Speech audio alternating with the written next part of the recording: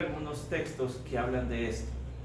Quiero ser cuidadoso nuevamente, así que si de repente ve que el lenguaje es muy escogido, solamente porque no quiero que nadie vaya a ser lastimado por mis palabras siendo usadas de manera torpe.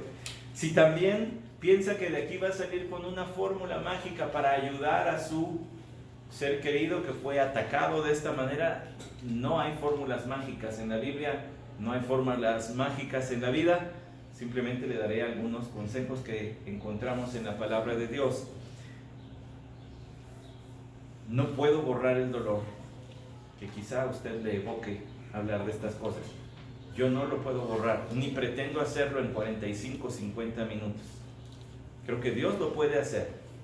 Y lo podría hacer en un instante, pero generalmente no lo hace así.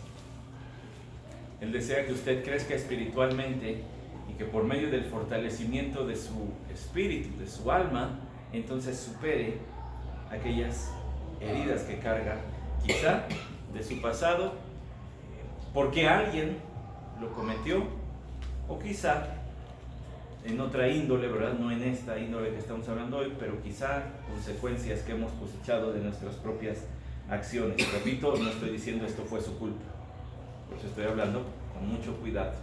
En otras ocasiones tomamos decisiones que nos dejan secuelas, también Dios puede ayudarnos en eso. Por eso quiero que me ayude a orar, pida usted por mí, yo pido por usted, y que el Señor nos ayude a entender qué dice su palabra acerca de esto.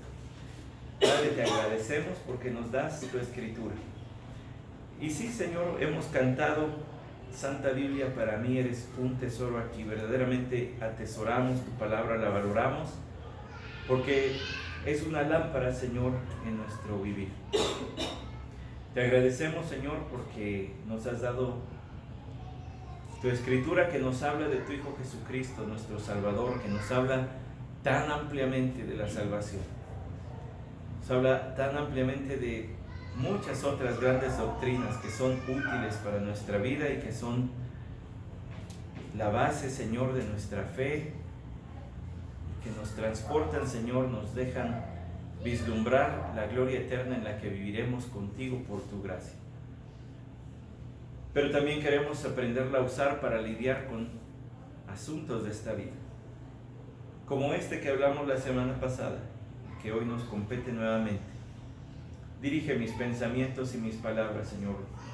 Lo hago con el deseo de ayudar, no de ofender a nadie, ni siquiera que la manera en que sean habladas las cosas sea ofensiva para nadie, pero sí, Padre, que sea útil, que traiga gloria a tu nombre, y que si hay alguien aquí lastimado de esta manera pueda experimentar la plenitud de vida que solo tú puedes dar, pero que no solamente sea alimento para nuestra alma, que sea semilla en nuestras manos para compartir. Amén. Bueno, le quiero hacer también una aclaración desde el inicio, desde el punto de partida.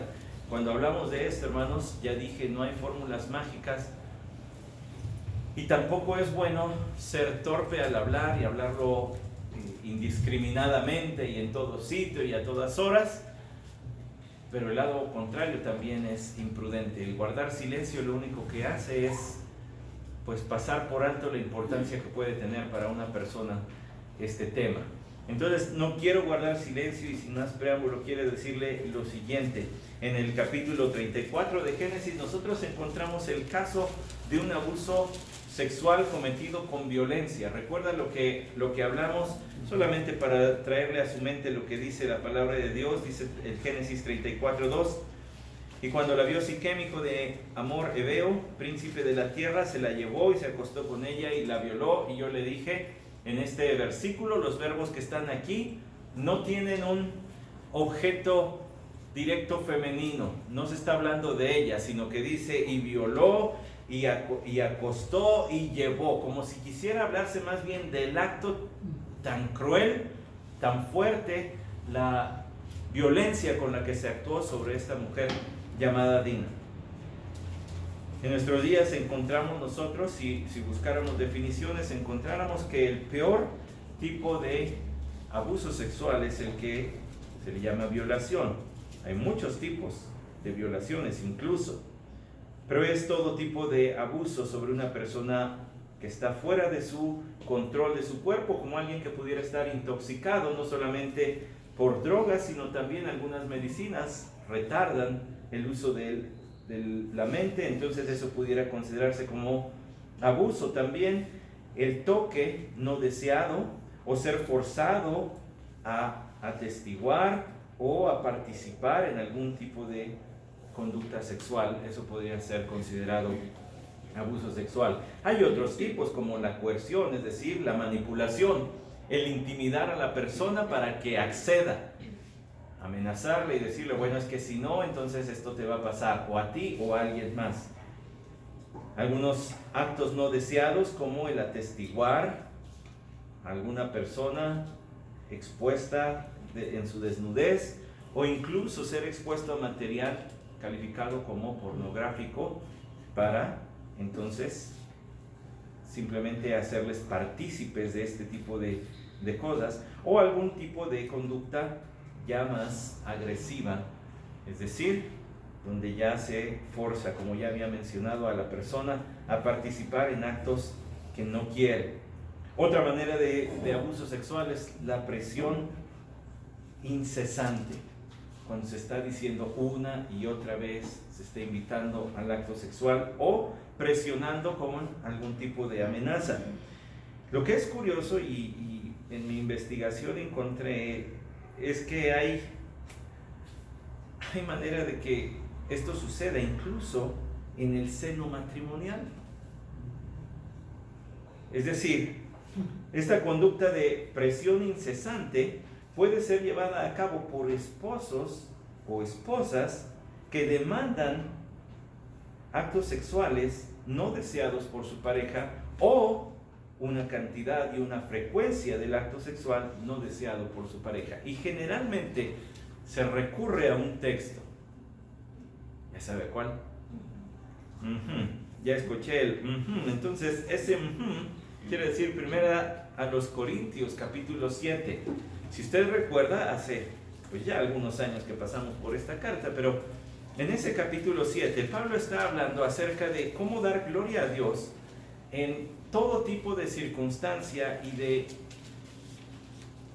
situación social, como puede ser casado, soltero, como puede ser esclavo o libre. Pero al inicio él da algunas palabras que algunos han tergiversado y han usado mal en cuanto a las cosas buenas de que me escribisteis. 1 Corintios 7:1. Bueno es para el hombre no tocar mujer, no obstante, por razón de las inmoralidades, que cada uno tenga su propia mujer y cada una tenga su propio marido, que el marido cumpla su deber para con su mujer e igualmente la mujer lo cumpla con el marido. La mujer no tiene autoridad sobre su propio cuerpo sino el marido, y asimismo el marido no tiene autoridad sobre su propio cuerpo sino la mujer.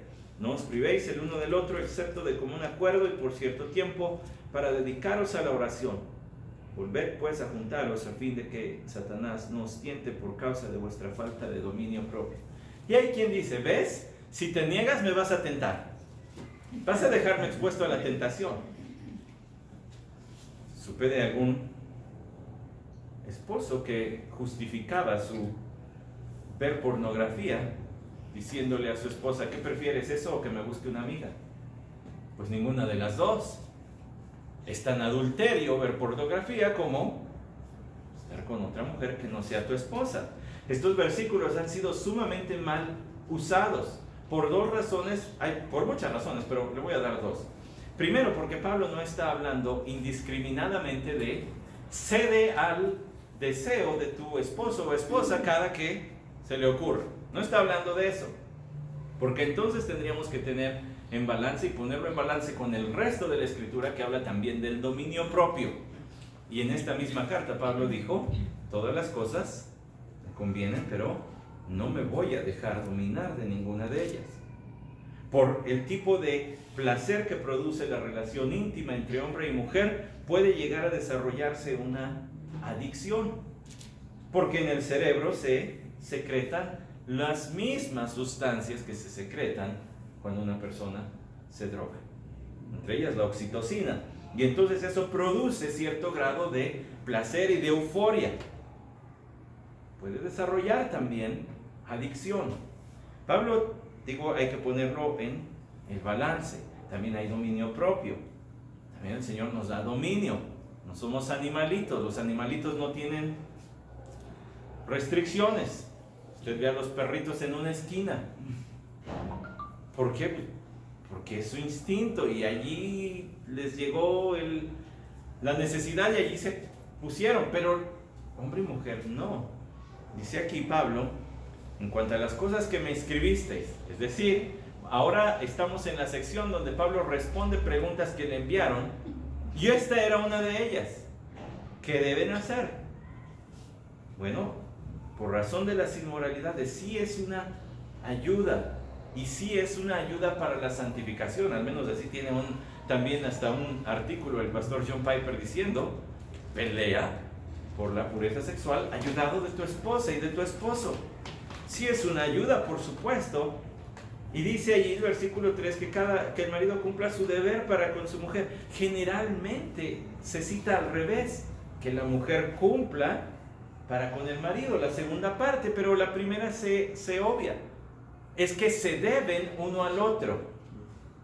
No es que estén obligados a ceder a cualquier momento y a cualquier deseo y a cualquier impulso de su cónyuge, sino que se deben, se pertenecen uno al otro. Ahora son uno para el otro. Versículo 4, la mujer no tiene autoridad sobre su propio cuerpo, y generalmente se cita esta parte, pero no se habla de que dice también Pablo, e igualmente el marido, que asimismo el marido no tiene autoridad sobre su propio cuerpo. No es, y en su libro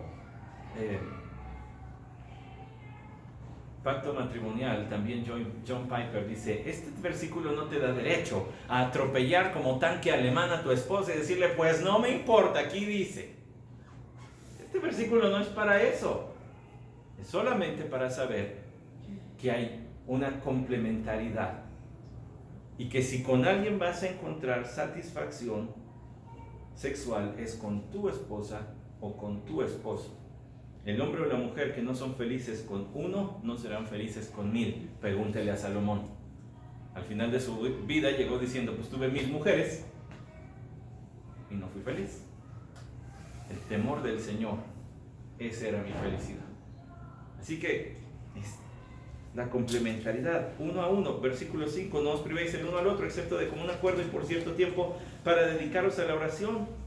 Volved pues a juntaros a fin de que Satanás no os tiente por causa de vuestra falta de dominio propio. Es decir, sí pueden ser tentados, pero poniendo las cosas en balance. Esto no es una carta abierta para que se haga coerción, es decir, se exija, se demande. Pues allí dice la Biblia, y si no cedes, entonces estás pecando y me estás haciendo a mí pecar. Me expones a tentación. Eso no puede ser, y esas cosas pasan incluso, como dije, en el seno matrimonial. Hay muchas secuelas que pueden quedar de este tipo de conducta. Y mire, ya nos fuimos desde el caso extremo, como vimos en Génesis, el abuso sexual cometido por un total extraño y con uso de violencia, hasta el tipo de abuso sexual que puede ocurrir dentro del matrimonio, donde se tergiversa la palabra de Dios para cumplir un deseo que no está siendo controlado por el Espíritu de Dios. Todos los placeres que hay en esta vida Dios los creó. Es el hombre el que los corrompe. ¿Escuchó bien? Todos los placeres que hay en esta vida Dios los creó. Es el hombre el que los corrompe. Y si dice, wow, el pastor sonó muy inteligente, con eso no son mis palabras, son palabras del pastor Miguel Núñez en las conferencias que acaba de dar aquí en el Seminario Bíblico Palabra de Gracia. Así es. Dios creó también eso, pero es el hombre el que lo corrompe. Y es el hombre el que abusa y el que comete todo tipo de atrocidades, dejando secuelas para su víctima. Entre algunas de esas secuelas, entre algunos de los dolores que llegan a quedar en el corazón de quien ha sufrido abusos sexuales, la falta de confianza. ¿Y cómo podría confiar otra vez? La semana pasada le di estadísticas y le dije, la gran mayoría de los abusos sexuales son cometidos por familiares o gente de confianza de la víctima. Otro tipo de secuelas, espero que esté tomando nota porque a lo mejor tiene alguien a quien puede ayudar y quizá usted mismo necesite ayuda. Problemas además de falta de confianza en sí mismos, es decir, falta de capacidad. Yo no puedo hacer nada. No puedo hacer nada porque ahora soy una persona como de segunda clase. No valgo tanto. No sirvo para lo mismo que los demás porque a los demás no les pasó lo que a mí. Es decir, hay una falta de confianza también en las capacidades que Dios ha dado. Y mis hermanos, la palabra el Señor en su palabra nos dice que no seamos arrogantes, pero también reconocer aquellas capacidades que Dios nos ha dado no es arrogancia, es simplemente decir, pues sí, yo sé hacer esto y soy bueno para esto, gracias a Dios, lo voy a usar para su gloria, eso es todo. No es que nos volvamos arrogantes, pero lo contrario también es un problema. Yo no sirvo para nada, yo no sé hacer nada. Es más, pues ya creí en Cristo, pero como esto me pasó alguna vez, yo nunca voy a tener un matrimonio sano. Es otras palabras comunes en gente que ha pasado por esto. Personas, hermanos, hermanas, primos, tíos que han pasado por esto. Dificultad para reconocer lo que es verdad. Como muchas personas han sido abusadas por gente cercana y de confianza, han sido sometidos a una lluvia de mentiras. A una lluvia de mentiras. Se les ha mentido. ¿Para qué? Pues para salirse con su provecho. Y ahora tienen dificultad para reconocer cuando alguien les está diciendo la verdad. Y cuando alguien está ofreciendo una amistad o incluso un amor sincero, tienen problema para reconocerlo. Porque la última persona que me había ofrecido tanta amistad y tanta confianza, mira lo que hizo. Entonces ahora les cuesta trabajo. Ahora piensen en lo siguiente. Si es un reto para quien ha pasado por esto, confiar en otros, reconocer la obra de Dios en sí mismo. Esto ha hecho Dios en mí y es bueno.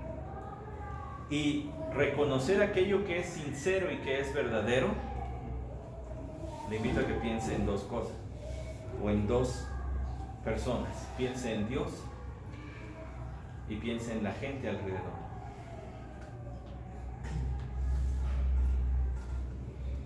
Y entonces la vida cristiana se trata de confiar en Dios. Y si la persona es creyente, ha recibido la fe para confiar en Dios. No hay duda. Pero para su crecimiento espiritual estará lidiando con, ¿y si puedo confiar en Dios? Porque los que me aman me lastimaron. Voy a quitar todo tipo de detalles porque estas palabras las escuché hace muchos años en otro lugar, pero aún así sería totalmente inadecuado que lo que yo escuché como pastor lo diga aquí. Pero supe de un caso de primera mano donde el padre y los hermanos abusaban de la hermana menor.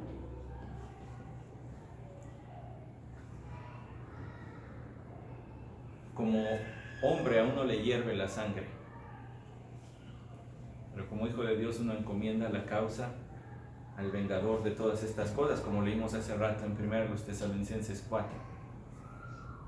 ¿Se imagina lo que es para esta persona tener que confiar? Cuando una de las dos personas que debió ser su protector, su padre, junto con su madre, por eso digo a las dos personas, le provocó daños por años. Si aquellos que debieron haber sido sus iguales, sus hermanos, otra fuente de amor, de compañía, hacían esto, ¿se imagina lo difícil que va a ser confiar? Y no estoy diciendo por favor, no me malinterprete, que el Espíritu de Dios no sea más fuerte. Eso es lo que estoy diciendo. Lo que estoy diciendo es que en su carne va a estar luchando, la carne y el Espíritu van a estar luchando porque la palabra del Señor nos manda a confiar en Él. Pero hay una fuerte razón para decir, ¿y si puedo confiar? Porque la gente que se supone que me ama, mira lo que me hizo. ¿Sí puedo confiar o no? Piense ahora en las otras personas, gente sincera, que quizá se enamora de alguien que ha pasado, que ha sido víctima de esto, y que ofrece un amor verdadero, sincero, puro. Pues ahora tiene un gran reto, porque va a tener que demostrar que es capaz de amar con sinceridad sin hacer daño. O al menos no un daño consciente y voluntario, porque aún, hermanos, ya casados, pues nos llegamos a tener nuestros roces, nos hacemos daño, quizá con palabras, con actitudes, pero no un daño con esa falta de sensibilidad y con ese dolo. Tendrá mucho por hacer. ¿Se imagina si una persona está si está desconfiando de sí misma y que no se siente capaz de nada? ¿Se imagina los problemas de desempeño que puede llegar a tener en su vida? No solamente en el área académica, pensemos ya más adelante en el área laboral. Pues no sé. Muchas ocasiones quien ha pasado por esto tiene sentimientos de culpa. Se viven preguntando si tuvieron algún grado o toda la culpa de lo sucedido. Hay personas que viven pensando no solamente en la culpa, sino viven con un sentido de sucio. Yo estoy sucio, estoy marcado y nunca voy a tener una vida completa y plena por esto que sucedió. Y entonces dudan todo el tiempo de sí mismos y no tienen confianza para hacer nada.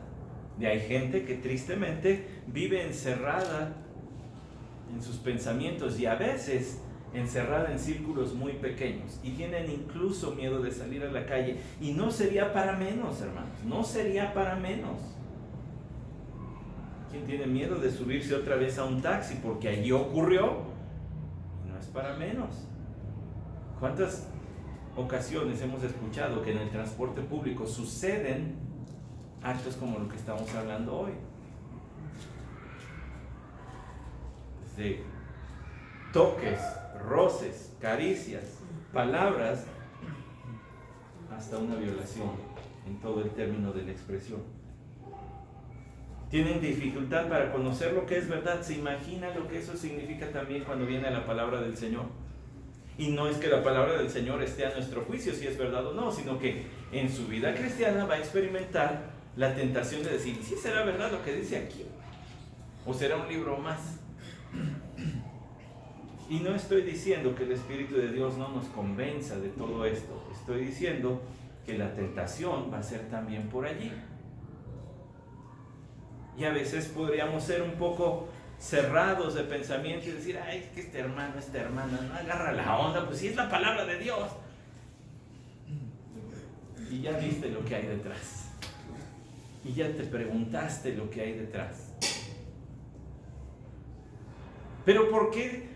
Y no todo yo soy muy introvertido.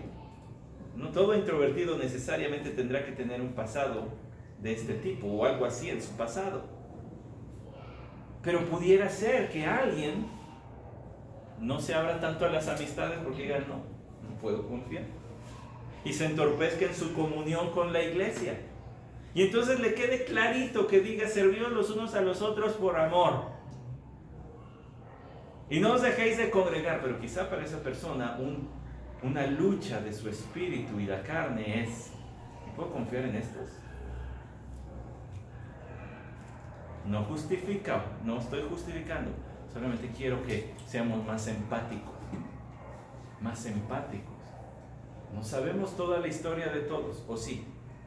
Bueno, en algunos casos sabemos más y en otros menos, ¿no? Hay de quien podríamos escribir un libro Yo podría escribir el libro que hable de la vida de Arturito desde los 8 años hasta los 25 que tiene ahorita. Porque he convivido muchísimo con él, pero hay de otros con los que podría escribir 2 o 3 capítulos, pero no una enciclopedia o Alma. Y la conozco desde que la trajeron de Monterrey, así chiquitita. No lo sabes, nació en Monterrey, Alma. Tenemos aquí gente de Monterrey, de Pachuca, de Chiapas y de donde me digan, ¿mande? De todo, de todo. Podría escribir una enciclopedia tal vez, pero no de todos. Bueno, ¿y sabemos lo que está detrás? Qué importantes son las semanas de comunión que nos sacan de este ambiente casi que de salón de clases y nos permiten vernos en otro sitio y en otra circunstancia donde nos conocemos mejor. Porque la labor del Ministerio de Comunión no es organizar pachangas, es propiciar relaciones cada vez más profundas. ¿No lo hemos dicho así? Por esto. Y yo sé, porque a lo mejor aquí tenemos la idea de, pues el pastor está hablando, pues de quién sabe quién allá afuera.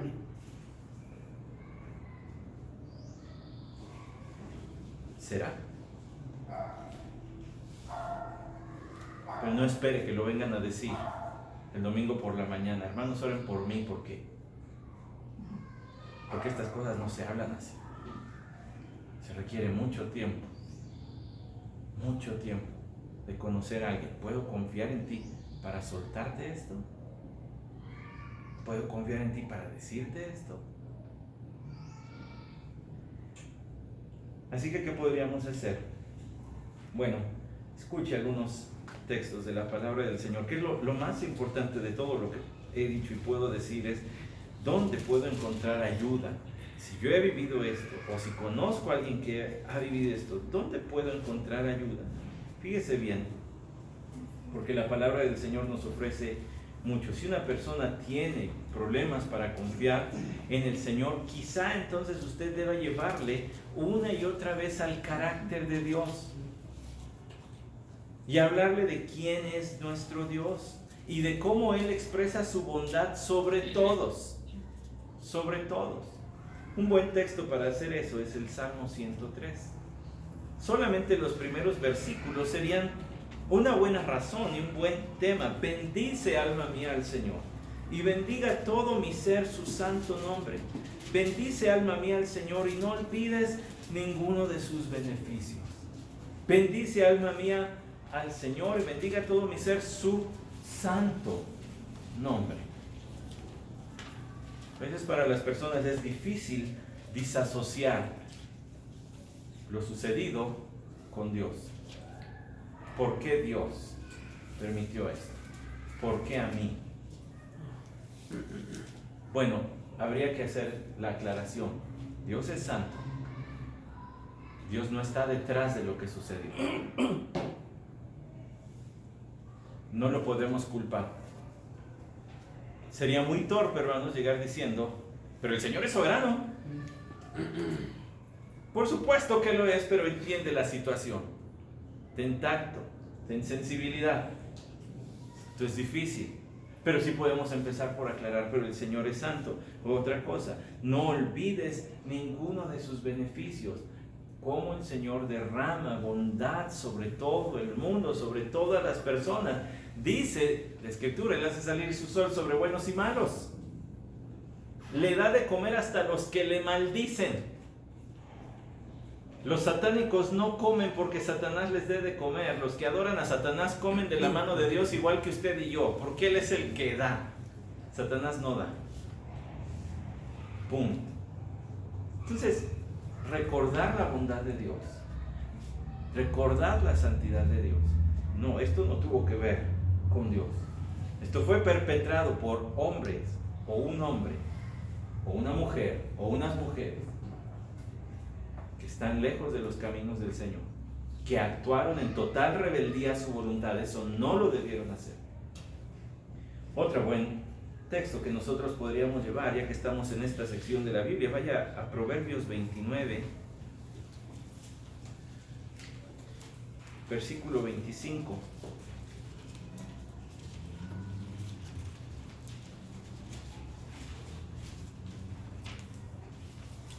El temor al hombre es un lazo, pero el que confía en el Señor estará seguro. El temor al hombre es un lazo. Puedes seguir viviendo toda tu vida con miedo, con dolor, y te vas a sentir como atado, como restringido. Pero el que confía en el Señor vivirá seguro. Y ojo, hermanos, porque no dice que vivirá seguro. No le pasará nada. No quiere decir eso. Pero vive con seguridad, sin miedo. Poesía hebrea, ¿no? Primero habla de lazo, el temor del hombre, y luego habla de seguridad. Entonces aquí temor y seguridad se contrastan. Esto es vivir sin miedo. Nunca en la Biblia se nos promete que a los que siguen al Señor no les pasará nada, sino que pueden vivir sin miedo porque confían en Él. Entonces, quieres librarte de este dolor y de esta tristeza y de este miedo, confía en el Señor. En Él sí puedes confiar. Él sí cumple todo lo que dice.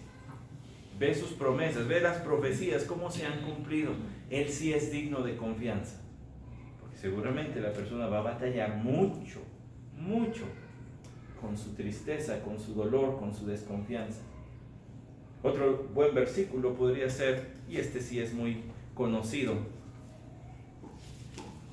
podría ir usted a la primera carta de Pablo a Timoteo, a los tesalonicenses, la leímos hace rato en el capítulo 4.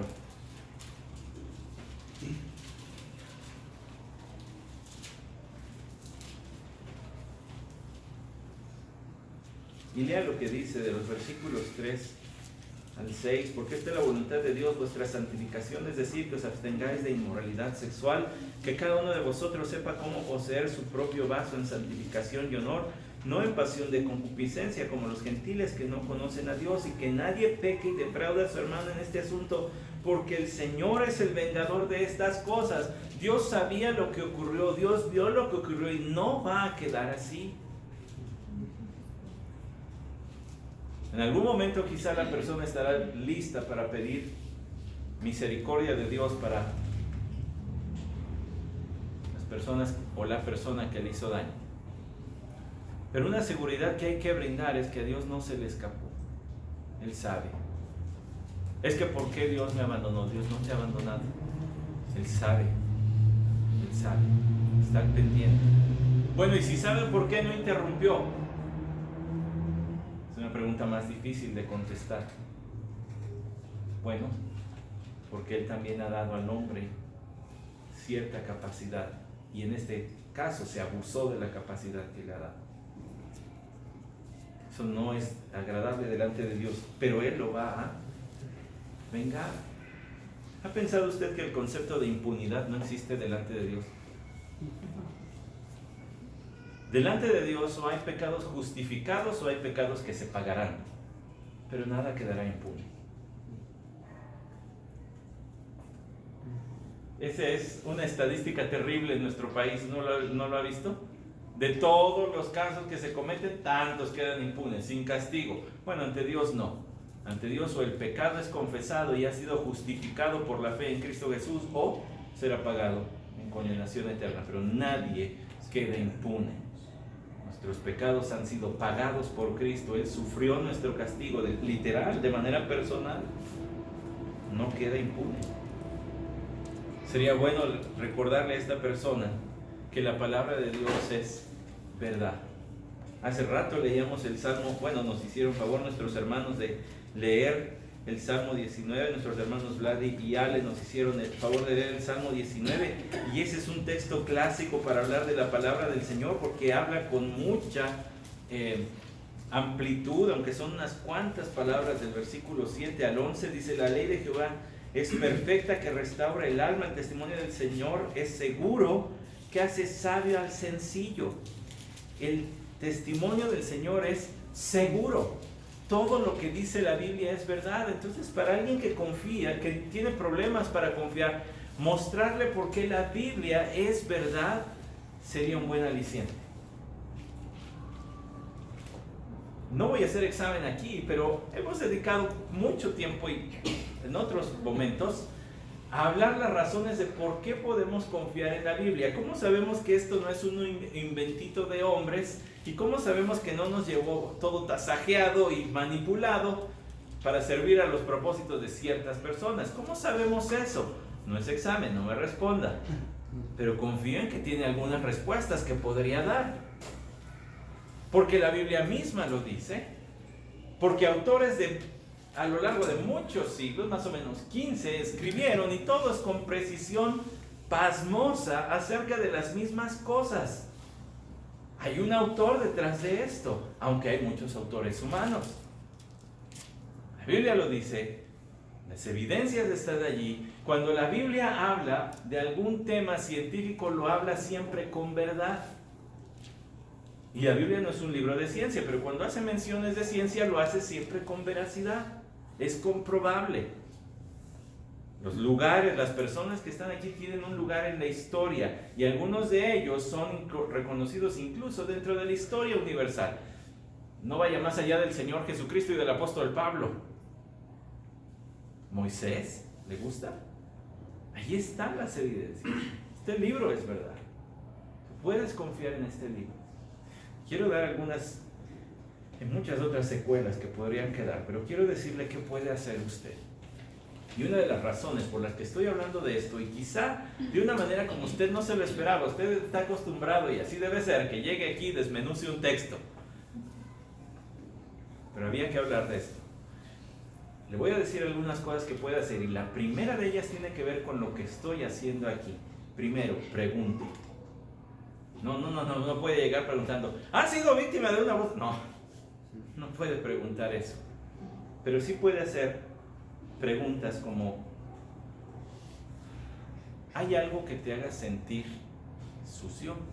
¿Hay algo de tu pasado que quisieras poder borrar?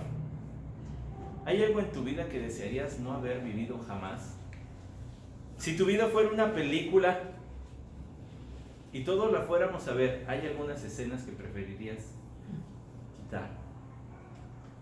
Le estoy dando preguntas muy vagas. La persona puede responder con algo muy diferente de lo que estamos hablando aquí, pero no puede aproximarse y atropellar. Es algo que solo la confianza va a abrir.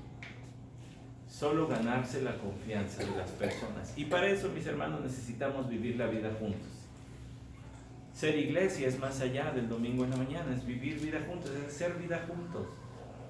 Allí saldrán estas pláticas. Necesita, segundo, escuchar. Hay muy pocas cosas que podríamos decir que tengan un valor para alguien que ha sufrido un daño tan profundo como este. Aquello que provenga de la palabra del Señor será lo mejor. Pero de ahí en fuera, lo mejor es callar. En clases de consejería le dicen a uno, la consejería es 90% escuchar, 10% hablar. Y la gran mayoría de las veces, estoy quemando aquí los secretos, ¿verdad? Pastorales. Pero la gran mayoría de las veces el aconsejado va a llegar a la solución por sí mismo. Nada más necesitaba alguien que le rebotara las ideas. No es fácil, pero hay que escuchar. Debe escuchar. 3, escuche por maneras por las que puede estar respondiendo equivocadamente. Ponga atención si se está culpando a sí mismo a la persona, si se siente ya inadecuado o inadecuada, si se siente también oprimido y que su vida matrimonial es un calvario, porque esto, dije desde el inicio, puede ocurrir incluso en el matrimonio. Escuche. Primero pregunte, luego escuche, luego ponga atención, escuche por maneras en que la persona esté quizá culpando o tenga una mala percepción de sí mismo. Deje que las víctimas repetidamente digan, reconozcan que no fue su culpa. No fue su culpa. Fue su culpa. Generalmente un abusador, alguien que está cerca, que vive cerca, va a ser bueno para voltear las cosas y terminar siendo la víctima.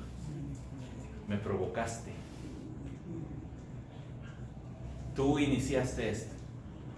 Y le va a voltear la mesa a la persona. Número 5, proteja la historia. Es decir, guarde silencio. Guarde silencio. Una de las cosas más imprudentes que se pueden hacer es decir, vamos a pedir porque ¿qué creen? No. O ni siquiera ser tan tosco y mencionar lo sucedido, pero sí dar como ciertas pistas. Vamos a orar por tal persona porque está pasando por momentos muy difíciles. Es que guárdeselo. Y si cree que no lo puede guardar, mejor diga yo, ¿sabes qué? A mí no me digas estas cosas. Yo te consigo a quién. 6. Muestre empatía. Muestre empatía. Se lo vuelvo a decir. Muestre empatía. Póngase en el lugar. Llore con los que lloran. Gócese con los que se gozan. Eso dice la palabra del Señor en Romanos 12. Si viéramos los mandatos del Nuevo Testamento aplicados a una situación como esta, le entenderíamos más. ¡Ay, con razón dice que hablemos la verdad en amor! Con mucho tactito, porque puede ser difícil. Llorar con los que lloran, gozarse con los que se gozan. Es Romanos 12, 15, gócense con los que se gozan y lloren con los que lloran. Yo le he dicho, es más fácil llorar con los que lloran que gozarse con los que se gozan. Porque si a él le va bien, ay Señor, ¿y por qué a él? Perdón, pero te cerraste, sentaste aquí, yo te estoy agarrando de... ¿Por qué a él? Es más difícil gozarme con él que se está gozando que llorar si está llorando. Pero le voy a decir, también el lloro debe ser sincero. Debo sentir tu dolor. Debo lamentar contigo lo sucedido. Es que no debió suceder. Es un atropello. Provea los recursos necesarios. Quizá usted se sienta poco capaz, pero yo le estoy dando algunas ideas. No hay fórmulas mágicas, pero aquí le estoy dando algunas ideas. Quizá se sienta poco capaz, pero tampoco aviente las cosas para otro lado. Es decir, o por desinterés, o por falta de capacidad, o al menos que se sienta con falta de capacidad, no diga, ay, bueno, sí, pero a ver, te voy a traer a mi pastor, o te voy a traer a mi maestro de escuela dominical. No despeje las cosas así. Si se lo están diciendo ustedes, porque usted tiene la confianza para que se lo digan. Pero a lo mejor se va a ver limitado, la amistad no va a ser suficiente y va a decir, vaya, aquí me parece que necesitamos la ayuda de algunos especialistas. Y uno de esos especialistas puede ser un abogado. Si es un menor de edad el que se lo está diciendo, necesita un abogado. Y necesita a los padres de ese menor de edad. Padre o madre o los dos, sería el caso ideal. Y ayudarle a ver que, mira, yo no puedo decirte qué hagas, pero este secreto no puede permanecer secreto. Esto necesita ser publicado y dicho y decirlo específicamente a tus padres primero. Usted no va a llamar al abogado, usted no va a llamar a la policía, pero los padres a lo mejor sí. Entonces, si reconoce que hay un momento en el que necesita de proveer otros recursos, va a tener que hacerlo. Yo les he dicho cuando he hablado a líderes de jóvenes, les he dicho una y otra vez, hay secretos que no deben permanecer en lo secreto. Si un joven viene a ti y te dice que está siendo víctima de algún tipo de abuso, no te lo puedes callar, vas y hablas con el padre o la madre. Como líder de jóvenes, como pastor de jóvenes, tú no debes callarte esas cosas. No es de que, ay, es que yo soy su mejor amigo y pues aquí. Eso no se calla. Si un joven te dice, ¿sabes qué? Estoy pensando fugarme de mi casa porque ya no quiero vivir allí, yo ya no quiero ir a la escuela que me manda. No lo puedes callar, está poniendo en peligro su futuro. Si un joven te dice, sí, la verdad, estoy consumiendo drogas, eso no es un secreto que te puedes callar, no te corresponde a ti, ya salió de ti y ahora es asunto de sus padres. Sus padres tienen que hablar con él o con ella. Este es uno de esos casos, no puedes callártelo sí se requiere un especialista. Entonces ponga eso en balance con el número 5 de proteger la historia de la persona, proteger los detalles. Bueno, sí, pero si hay cierto grado ya vamos a tener que hablar esto con otras personas. Número 8, hable las verdades de la palabra de Dios. Y aquí, hermanos, aquí va a tener que apuntar varias. Recuérdele que es escogido de Dios. Primera de Pedro capítulo 1, versículo 1 y 2. Escogidos según el previo conocimiento de Dios. Háblele del amor de Dios, Deuteronomio 33:3. Recuérdele que es un hijo de Dios, Primera de Juan 3:1. Ahora somos hijos de Dios y eso verdaderamente somos, dice Primera de Juan 3:1. Es amigo de Dios, Juan 15:15, ya nos llamaré siervos, porque un siervo no sabe lo que hace su Señor, ahora les llamó amigos. Ahora ha sido declarado santo y sin mancha, Efesios 1:4, escogidos en Él desde antes de la fundación del mundo para ser santos y sin mancha. Y eso no tiene que ver con lo que ocurrió, esa es la declaración de Dios sobre su vida. Cuando está batallando con ese sentido de culpa y de sentirse sucio, y además es redimido, Efesios 1:7, y que nos redimió. ¿Quién es el Redentor? Cristo. Él pagó el precio por nosotros.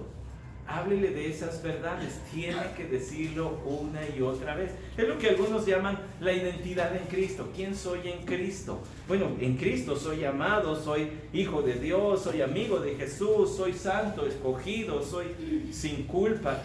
Tiene que hablarlo. Y déjeme decirle, se lo digo con casi 15 años de experiencia pastoral y otros tantos de experiencia pastoral de jóvenes. Las personas no son computadoras. No les dices algo y de inmediato salen y lo viven. Se les dices una y otra y otra y otra y otra vez hasta que hace clic y entonces lo vive. Por eso Pedro decía en su segunda carta, capítulo 1, para mí no me es molesto repetirles las mismas cosas. Y si Pedro se despidió de este mundo, porque dijo, ya estoy a punto de morir, pero no me interesa, les voy a seguir diciendo lo mismo. Si Pedro se despidió de este mundo predicando el mismo sermón, pues intuyo que me va a pasar lo mismo. Porque no cambiamos así, me incluyo. Ojalá que leyera la Biblia y, ya leí Romanos 12, ya vivo Romanos 12. Pero ninguno de nosotros es así. El Espíritu de Dios tiene el poder, pero ha decidido que es un proceso de crecimiento. Sea paciente, hable las verdades del Señor. Y el siguiente, número 9, sea paciente. Sea paciente. Usted necesita ser cauto para ir al paso que la persona quiere hablar. Pastor, pero es que yo no soy consejero, ni soy pastor, yo lo sé, pero si usted es la persona con la que la víctima decidió hablar, usted es el primero en implementar esto. Antes de decir, te voy a llevar con mi pastor, usted es el primero, porque a lo mejor no está listo para ventilarlo con alguien más. ¿Y qué le va a decir? Bueno, cuando quieras hablar con el pastor, vamos. Mientras vamos por el lunch. No, usted tiene que estar allí, tiene que ser paciente. Y déjeme decirle, hay personas que necesitan hablar las cosas una y otra vez. Para ponerlo en balance, no lo haga dependiente de usted. Tiene que ayudarle a vivir su vida, andar por sí mismo. Entonces sea paciente, pero no al grado donde ahora ya me tiene que hablar todos los días y me escribe a todas horas, porque no, espérame. ¿Quieres que hablemos? Nos vemos tal día y volvemos a platicarlo. Y tener sus límites. Siguiente, número 10. El 9 fue sea paciente. El 10, no tome decisiones ni les diga exactamente lo que deben hacer. Últimamente esta es una decisión propia. Porque sabe, a veces quien ha perpetrado el daño es alguien cercano. Y a lo mejor ese alguien cercano va a tener que ir a dar respuestas a la ley. No usted. Entonces, si usted es el que toma las decisiones, al rato, quien ha sufrido este daño puede decirle que por tu culpa, ahora mi tío está en la cárcel. No, espérame. Eres tú quien debe tomar las decisiones. Eres tú quien debe ver qué pasos se van a dar. Número 11. Involucre a las autoridades necesarias. Dios nos libre, hermanos, de que ocurriera una de estas cosas en el seno de la iglesia. Pero voy a decir, ha ocurrido en otros lados. ¿Y qué diremos? Ay, no, es que es un hermano. ¿Quién somos nosotros para juzgar? ¿No dice la Escritura que no le llevemos a los tribunales? No. Aquí sí, en esto sí. En otro tipo de problemas no. Pero en esto sí, porque hay una pena que tiene que encarar delante de la ley de este país. Nos convertiríamos en cómplices por encubrir un asunto de estos. Hay un librito, ya se los tengo que traer y leer algunas partes de este, se llama En Guardia. Está en inglés, no lo han publicado desgraciadamente todavía en español, pero habla de cómo prevenir el abuso sexual dentro de las iglesias. Y sabe, eso ha ocurrido desde el inicio del cristianismo. Hace rato le leí primero a los Tesalonicenses capítulo 4 y hace un momento le volví a leer ese texto. ¿Y sabe qué es lo que está diciendo Pablo? Que esto ya estaba ocurriendo en Tesalónica. Por eso les dijo que si hay alguno así y que nadie peque y defraude a su hermano. Estaban entre hermanos en la fe y estaba ocurriendo este tipo de cosas, que nadie peque y defraude a su hermano en este asunto, porque el Señor es el vengador. Ahora, eso no es consuelo para decir, ay, bueno, si les ocurrió aquello, si tuvieron al apóstol Pablo del pastor y fundador, pues que no será con nosotros. Por supuesto que no. Por supuesto que no es excusa, pero sí es para que nosotros tengamos conciencia de que hay cosas que no podemos permitir. Ese libro que les cito simplemente habla de cómo prevenirlo y cómo los lugares de reunión deberían estar preparados para inhibir. No se puede prevenir totalmente, pero sí inhibir el número de casos que pudieran suceder o que llegara a suceder algún caso, y eso me parece algo que toda iglesia debe tener en cuenta. Siguiente y último, lamente lo ocurrido. Estas cosas son indescriptibles a veces, y a quien lo vive se le hace un nudo en la garganta y le es difícil hablar. Si es adecuado, si es de su mismo sexo, hombre con hombre, mujer con mujer, puede tomarle del hombro o de la mano, decirle, no hables mal, aquí estoy contigo. Si quieres seguimos hablando de esto, si no, aquí paramos y oramos y aquí estoy. ¿Se ha preguntado usted cómo debe saludar en un funeral? ¿Qué llega diciendo? Buenos días, buenas noches. Yo he dado por decir hola. ¿Cómo le digo buenos días a quien está en lágrimas? Y también he aprendido, hermanos, y perdón que hable de experiencia, pero creo que muchos se identificarán. Cuando uno está allí, cuando uno es el que está pasando por la situación, a veces no es lo que le dijeron, es el hecho de que estuvieron. El hecho de que alguna gente viajó de otros estados de la República para estar contigo allí. ¿Qué dijeron? ¿Quién sabe? Yo me imagino que han de haber predicado bien bonito en el funeral de mi papá, pues conozco a los que predicaron, pero ¿de qué hablaron? ¿Quién sabe? Pero sí sé que estuvieron allí. Uno no recuerda esas cosas, pero sí recuerda que estuvo la otra persona. Entonces, aquí no se trata tanto de lo que usted dice, sino de lamentar. Hay espacio para lamentar. Mire, la palabra del Señor nos ayuda a verbalizar algunas cosas que a veces no sabemos decir. Por ejemplo, el Salmo 22, el 27, el 55, el 109 y el 140. Yo sé que lo agarré desprevenido, ahí le van otra vez.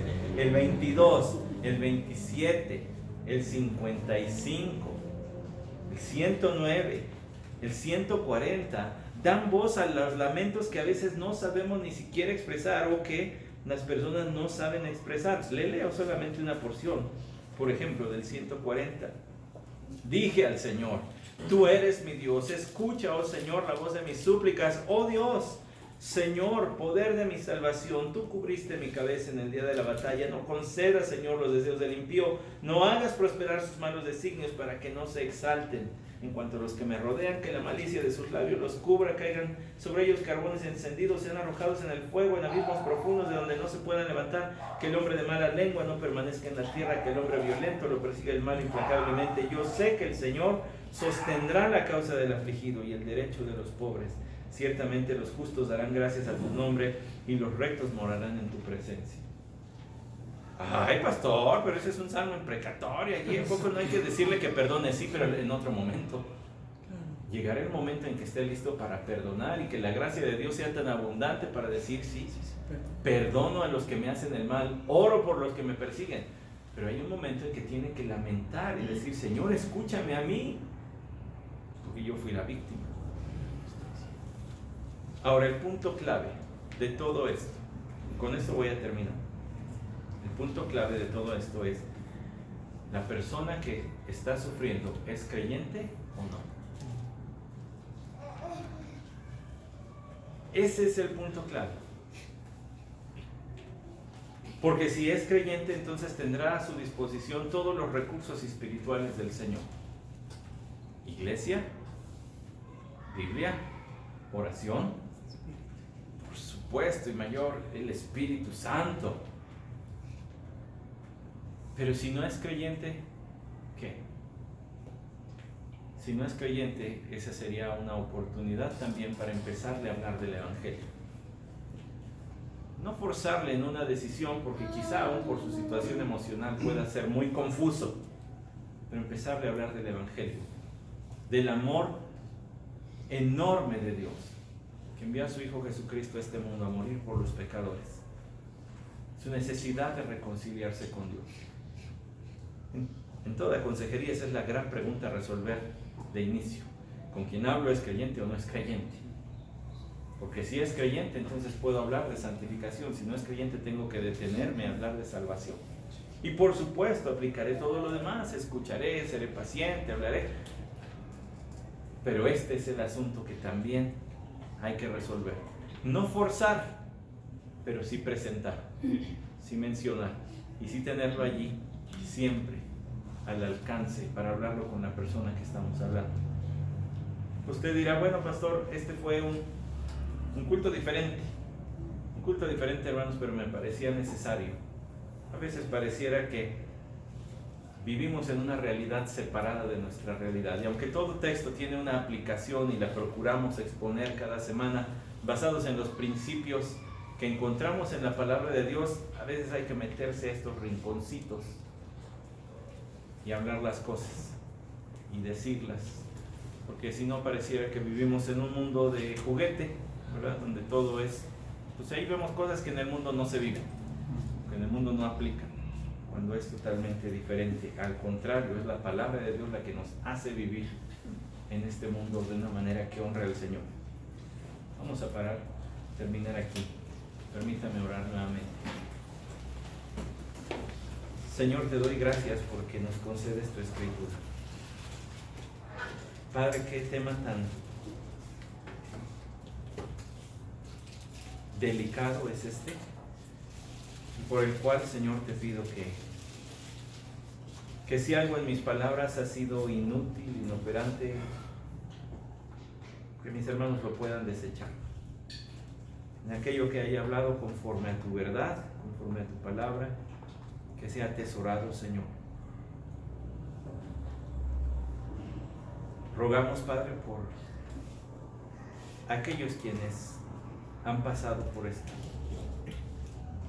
Solo tú puedes dar la paz, solo tú puedes dar la confianza, solo tu Santo Espíritu puede borrar de la mente, Señor, aquello que haga tropezar y fortalecernos para vivir como a ti te agrada. Pido, Señor, por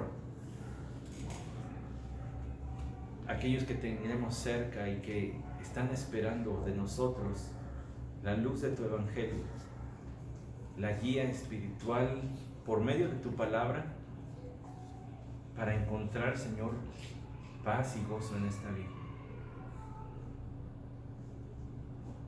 Los has puesto cerca de nosotros porque quieres que les demos un cuidado especial. No fue fortuito, no fue al azar, no fue coincidencia. Los pusiste, Señor, para que les sirvamos. Porque tenemos tu evangelio y tenemos tu palabra. Y ya sean creyentes o no creyentes, es lo mismo que tenemos que usar para unos y otros. Por eso ruego, Señor, haznos instrumentos tuyos, úsanos. Tu palabra es útil, toda ella es útil. Y por eso, Señor, quise que nos detuviéramos en este tema, para que también veamos cómo la palabra tuya puede llegar y ser